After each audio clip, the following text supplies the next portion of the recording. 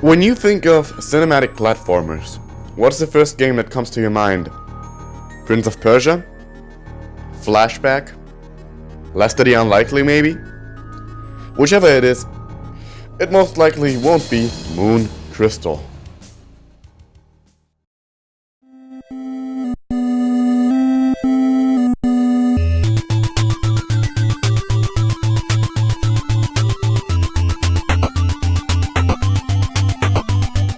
Moon Crystal is a 2D side-scroller developed by Hect, also known as Hector Playing Interface or simply Hector.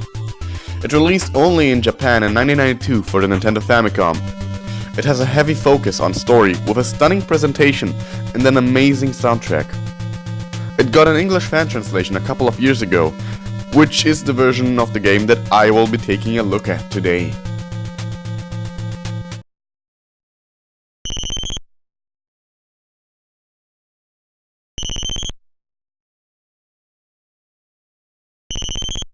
The game starts with a cutscene telling us of an old tale in the village of our protagonist, Rikki, about the dead rising from their graves once the full moon starts shining. And cut to a couple of days later, in the middle of the night, when suddenly everyone from his village, except for him, is kidnapped. Before we are then brought to the title screen. After pressing start, we see another cutscene, in which Rikki remembers what his father told him about the Moon Crystal and the immense spiritual power it holds. After then concluding that the Moon Crystal must be the reason everyone was abducted, he sets out to save them, and we finally get into the first stage, the Evil Forest. Rikki's moveset is quite small. He can run, jump and attack. The hitbox for his attack might seem impossibly small, but it works well enough. You can also attack while in the air, which leads to this weird sort of dive attack. It's hard to explain, but you're seeing it on the screen right now anyway. It's sometimes useful and sometimes, well, it's a pain in the ass, let's just say it like that. You can also hang on ledges and get onto them. Jumping and running has a very weird feeling to it that I can only compare to what if Super Mario Bros. And Prince of Persia had a child. It kind of makes platforming really annoying at times, because it forces you to build up momentum in situations where it's not exactly easy. Then there's the power-ups. You have the sword, that increases your attack range and the damage you deal. Then there's the Pegasus boots, which let you do a double jump that can even bring you into the screen above. However, doing that will make the enemies down respawn, so be careful that you don't land on one accidentally.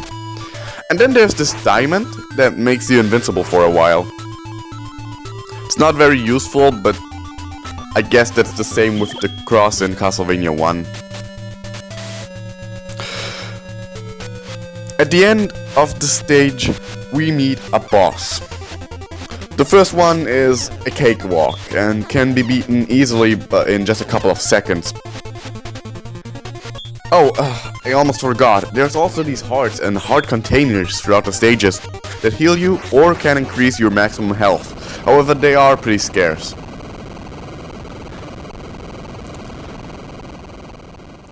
After each stage, your items are lost and your health resets to 3 hits as well. Since the first stage is really just an introduction, I won't talk about it. However, I will note that it has, in my opinion, the best song in the game.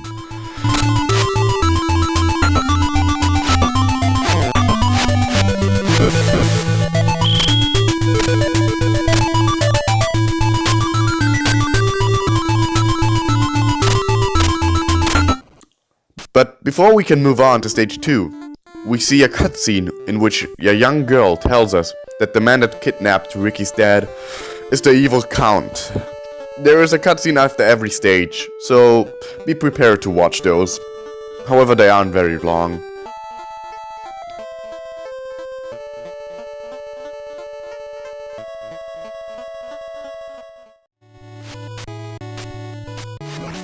Stage 2, the Waylaid Street, is based around teaching you the core mechanics of ledge grabbing, and thus immediately requires you to do so.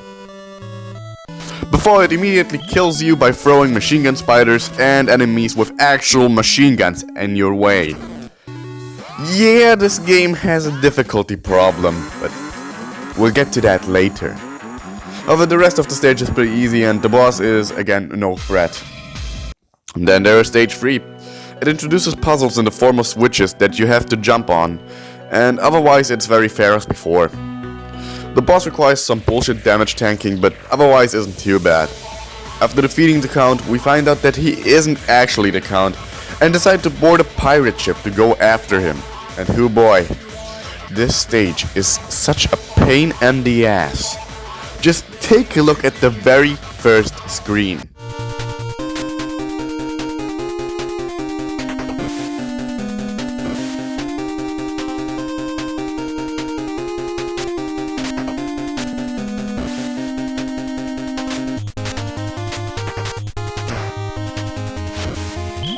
I had to redo this goddamn part so many times, because getting hit just once meant dying, and doing it all over. The rest of the stage is just as bad and the boss is a fucking nightmare. Just take a look for yourselves.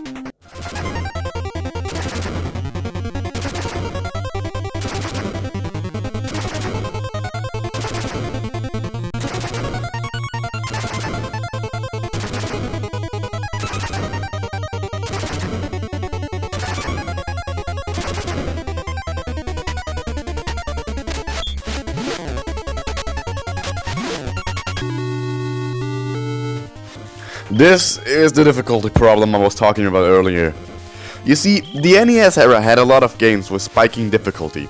One that often comes to mind is Battletoads, but I don't think that's always true. In my opinion, there are 3 types of NES games with several different varying difficulty curves. There's the games that start easy and progressively get harder, like Shatterhand. Games that start difficult and only get harder, like Castlevania 3. And then there's games that go off the rails with the difficulty rising and falling every other stage. Moon Crystal definitely belongs in the last of these 3 categories. However, that doesn't mean it's not worth playing. In fact, I highly recommend you go play it, as the novelty of having a story-focused platformer on the NES isn't something you get every day.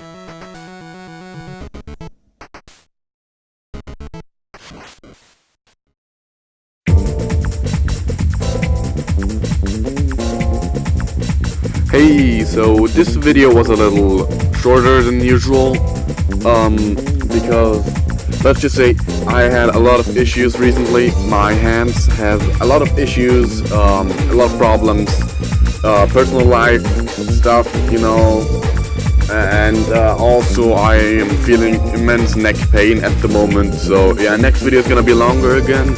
Already posted on Twitter and Discord what it's gonna be. So yeah, see you then.